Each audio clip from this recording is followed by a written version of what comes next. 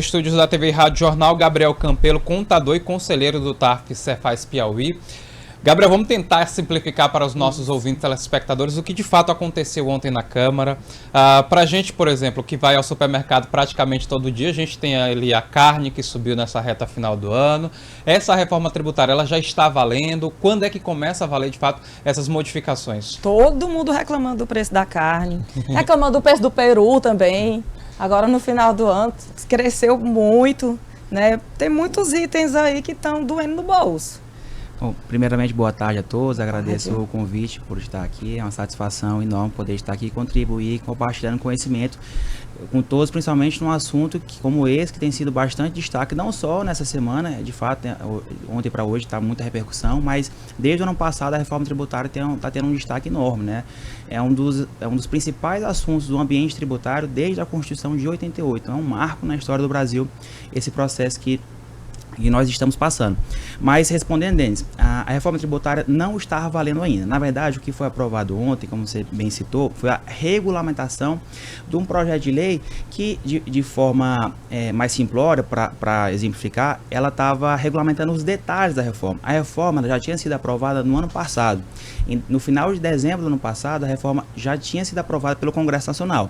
Só que tinha muitas nuances e muitos detalhes que precisavam ser alinhados e o governo federal deu entrada um projeto de lei para apreciação tanto do Senado quanto da Câmara. Na semana passada, o Senado aprovou e o projeto seguiu para a Câmara, foi até de forma bem rápida, menos de uma semana de tramitação entre o Senado e a Câmara em relação à aprovação, e ontem foi aprovado. Então, quando é que vai começar a valer todas essas alterações? E até é importante citar, principalmente para os empresários que vão ter que estar mais atentos nas mudanças no seu dia a dia, as pessoas como um todo vão sentir determinados preços subindo, determinados preços descendo, mas os empresários vão ter que saber como lidar isso no dia a dia em relação às suas empresas. A reforma vai começar a valer a partir do dia 1º de janeiro de 2026. Ela, por ser uma transição, de certa forma, complexa e também um pouco abrupta, nosso sistema tributário brasileiro vai ser quase por completo reformulado.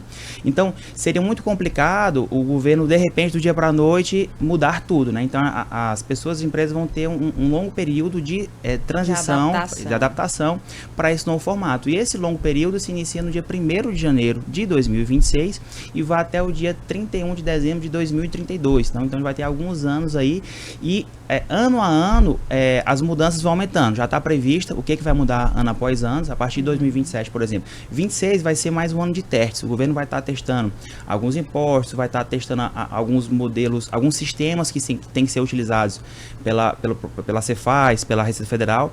E no ano de 2027 a gente já começa a ter mudanças, começa a ter maiores mudanças, né? Então, ao longo dos anos, essa transição vai ocorrendo até finalizar em 32. Gabriel, nós vamos saltar do pior sistema tributário do mundo, considerado o Brasil é o pior sistema tributário do mundo, a um dos mais modernos, com mais inovações. Vamos usar inclusive o Pix agora para pagar, né, o imposto. Eu queria que você falasse um pouquinho quais são as inovações, qual é a maior novidade agora, né, com a reforma tributária, nesse nosso novo sistema. Pronto, foi muito bem colocado. Sem dúvida, o Brasil tem não só atualmente já uma das cargas tributárias mais altas do mundo, mas como tem um sistema tributário, assim, eu costumo falar que é um manicômio tributário. É muito complexo, são inúmeras situações que podem ocorrer. Até que peguei uma estatística que tem, a gente no Brasil, em todas as operações que podem ocorrer, a gente tem 21 bilhões de cenários tributários que podem ocorrer. Aí você vai pensar, agora vai melhorar muito, vai para cair para 17, 16 bilhões, ainda é muito. Comparado com o antes, está bem melhor. Então o Brasil vai ter hoje um sistema tributário muito mais tranquilo, bem mais fácil de se lidar. Inclusive, essa era uma das premissas da reforma tributária, que é simplificar o nosso sistema, que é assim, uma loucura, vamos dizer assim, trazer uma justiça tributária. Então, você redistribui o peso da carga principalmente olhando para os mais pobres. Então você olhar quem está suportando a carga hoje, geralmente são as pessoas mais pobres. Por quê? As empresas, elas têm as suas cargas tributárias, mas elas repassam isso para o consumidor final. Então quando você está pagando, quando você está comprando um produto, a empresa já colocou todos os encargos naquilo ali. Então a reforma tributária traz, de certa forma, a justiça para trazer essa redistribuição, né? Então, sem dúvida, a gente vai ter uma simplificação muito grande em relação a como é hoje. Eu tenho uma pergunta bem prática, rapidinho, Denis. Se eu compro um veículo, o valor do tributo, ele vai ficar no meu estado ou vai ficar no estado de origem de onde veio o veículo? Vai ficar no estado de destino agora, certo? A gente vai ter essa alteração. Hoje os impostos estaduais, municipais, eles ficam na origem, né? Agora todos eles vão ter... mais justo. É mais justo. É até por isso que tem essa questão das fábricas, né? A gente vê muitas fábricas que se instalam em determinados locais apenas por incentivo fiscal. Isso agora não vai ser mais válido porque os estados não vão adiantar oferecer benefício, sendo que o recurso não vai ficar para ele, vai ficar para onde ele está vendendo. Então você vê, por exemplo, São Paulo. São Paulo tem uma imensa variedade de fábricas que vendem para o Brasil todo. A Zona Franca de Manaus, por exemplo. E esses recursos que estão lá, as vendas ocorrem e o recurso fica lá, né? E agora não, vai ficar para onde está ocorrendo a venda, vai ter essa alteração da onde vai estar destinado o recurso. Doutor Gabriel, com relação às nomenclaturas, né? A gente tem o ISS, tem vários nomes agora que vão acomodar todos esses impostos, né? Recentemente nós tivemos aí uma polêmica relacionada ao ICMS, né? Sobre a gasolina. De fato, lá na ponta, né? Para o cidadão comum. Esses impostos, né? A acomodação desses impostos em um só, isso vai ser positivo ou negativo para o cidadão?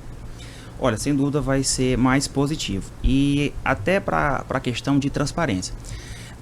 Citou o exemplo aqui agora de comprar um carro, né? Quando você compra tanto um carro quanto de um produto simples, você compra um remédio ou algo ali no supermercado, você não sabe e não tem como saber quanto de imposto tem ali dentro. E nesse novo formato, não só a gente vai enxugar a quantidade de impostos, né? Alguns impostos vão ser unificados, mas agora a gente vai ter uma transparência exatamente quanto de imposto você está pagando. Lá na nota fiscal vai estar tudo destacado, os impostos vão estar totalmente por fora. Então, o consumidor final ele vai ter uma transparência do quanto de carga tributária que ele está arrecadando. E até olhando para as pessoas mais pobres, o governo colocou agora um sistema que é inédito no Brasil, que é o sistema de cashback. Então, como eu disse, tudo que você for comprar agora, você vai saber quanto de imposto você está pagando, que hoje no Brasil você não tem como saber. A empresa que vendeu tem como, mas quem está comprando não tem como. Então, o consumidor mais humilde, quando ele estiver comprando determinados produtos, como gás de cozinha e alguns determinados itens no supermercado, ele vai ter um cashback no imposto. Então, como ele sabe quanto foi o imposto, ele vai poder solicitar uma restituição para o governo daquele valor do imposto que foi pago. Que isso é inédito no Brasil, como eu falei, vai ser chamado cashback, vai ter alguns critérios, as pessoas vão ter que se habilitar um determinado programa que o governo ainda vai anunciar. Único. São pessoas cadastradas. Segue aquele modelo da nota piauiense que foi executada há uns anos atrás aqui no estado do Piauí, onde você escrevia lá o seu CPF e aí o cidadão tinha direito a um retorno financeiro, a um sorteio, mais ou menos isso? Não seria bem assim. Esse modelo ainda existe em alguns estados. Por exemplo, São Paulo é bem conhecido lá. A prefeitura todo ano faz não lembro do nome exato agora, mas eles sorteiam um valor, acho que de R$1 milhão, um valor enorme que eles sorteiam para quem cadastra o CPF na nota, né? Mas vai ser mais no sentido de as pessoas mais humildes terem o direito de receber de volta o imposto que está sendo pago. Então, quem está vendendo na hora ele vai destacar o imposto. Mas itens específicos, como gás de cozinha. Exatamente. E aí a pessoa que comprou pagou naquela hora, mas ela pode, na sequência, solicitar a restituição. Alguns itens ela vai poder solicitar a restituição completa do imposto e outros itens vai ter uma restituição parcial.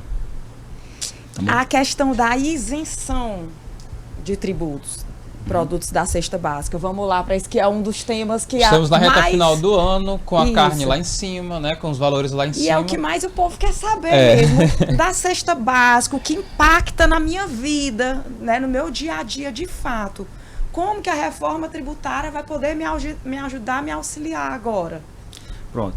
Então, a cesta básica, inclusive, ela foi bastante discutida desde o ano passado em relação a quais itens iriam compor essa cesta básica. E assim, vários segmentos do agronegócio, ali do pessoal da agropecuária estavam meio que disputando um lobby dentro do Congresso para todo mundo querendo incluir os seus produtos dentro da cesta básica para poder ter uma carga menor, né? Então, agora a gente sabe a lista final de quais os itens vão compor. Vou citar aqui alguns exemplos, né? Que são eles carnes bovina, suína, ovina e caprina. De aves também, peixes, exceto salmão, atum, bacalhau, arroz, feijão, leite, farinha de mandioca, trigo, café, manteiga, margarina e mais alguns outros vão estar ali compondo a cesta básica nacional. São produtos que vão ter isenção, ou esses aí vão ter isenção completa. Alguns outros vão estar compondo a cesta básica, mas não vão ter uma isenção completa, vão ter uma isenção parcial. Então essa isenção parcial já amplia um pouco mais a lista. Teve uma maldade aí em alguns itens, né, nessa mudança que ocorreu ontem à noite, tiraram a água mineral. Eu acho isso muito injusto, principalmente pelo fato de que nós temos lá cidades do interior, no sertão, onde as pessoas não têm acesso à água potável assim facilmente. Então, por que não ter a isenção completa desse item que é tão essencial, a água para a população? No entanto, você falou aí da questão da bancada, a bancada agro, tem a bancada da bala também que ganhou nessa, né? Ganhou. A questão de isenção das armas. Assim, essa reforma tributária, entre várias outras coisas, ela foi marcada por disputas, vou chamar assim, de lobby ali no Congresso. Então, cada setor da economia fazendo o seu lobby, brigando por desconto, né? Que foi até um reflexo nessa alíquota, né? A gente está, na reportagem, antes de a gente iniciar, citou que a alíquota vai ficar em 27, pode até chegar em 28. E o fato de ela estar nesse patamar tem uma grande contribuição nessas quantidades de isenções que foram concedidas a determinados setores. Então, quanto mais isenções eram concedidas, maior a alíquota geral, alguém tem que pagar a conta, né? Maior essa alíquota geral ia aumentando. Então, no caso da água, acabou ficando de fora, né? A gente teve no caso das armas que estava na lista de sofrer incidência do imposto seletivo, que é o IS, acabou ficando também de fora. A gente tem um exemplo das bebidas e alimentos açucarados, né, açúcar, que tinha saído e agora voltou, ou seja, tudo isso mostra... Vamos explicar um pouquinho o que é essa lógica do imposto seletivo, que são cigarro, bebida alcoólica... Exatamente. Né? Explicar um pouquinho o porquê desse imposto seletivo. O imposto seletivo, ele não existia, né? Ele está surgindo agora, nesse novo formato da reforma tributária, e o princípio de incidência dele, ou seja, é sobre o que ele vai incidir, né? Lá na reforma está citando, produtos e serviços que são prejudiciais ou ao meio ambiente ou à saúde, né? Então, ao longo da reforma foram discutindo o que está compondo essa lista. Então, a gente vai ter aqui, basicamente, assim, principalmente, na verdade, bebidas alcoólicas, cigarros, a gente vai ter também embarcações, aeronaves, que devido à poluição que geram no ambiente, acabaram entrando na lista também, e teve vários outros que entraram e saíram ao longo desses meses. Esse projeto de lei complementar foi indo e voltando, e essa lista mudou várias vezes. Agora a gente tem a lista final. É chamado também imposto do pecado. Né? Tá sendo apelidado de imposto do pecado, justamente por isso de ser sobre o que faz mal à saúde ou ao meio ambiente. Gabriel, para a gente finalizar essa entrevista, né? Hoje o dólar acabou de bater 6,25 aqui no país.